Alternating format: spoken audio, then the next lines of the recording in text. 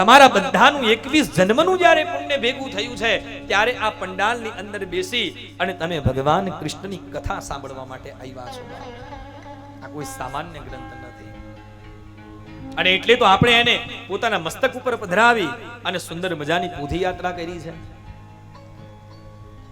અમુક વસ્તુ, અમુક પદાર્થ, અમુક તત્વ એ જ્યાં શોભતું હોય ને ત્યાં જ શોભે. તમે અહીં 4000 રૂપિયાના સેન્ડલ પહેરીને આવ્યા હશો તો એ તમે થેલીમાં મૂકીને એને મૂક્યા છે ક્યાં? તમે ક્યાં મૂક્યા છે? હેઠે જ મૂક્યા છે. 10,000 નું હોય તોય આપણે એને ક્યાં મૂકવું પડે છે?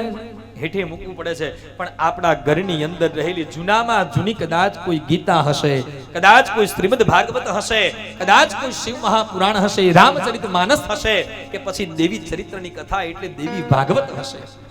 એનું સ્થાન ક્યાં હશે? આપણા મસ્તક ઉપર હોય છે.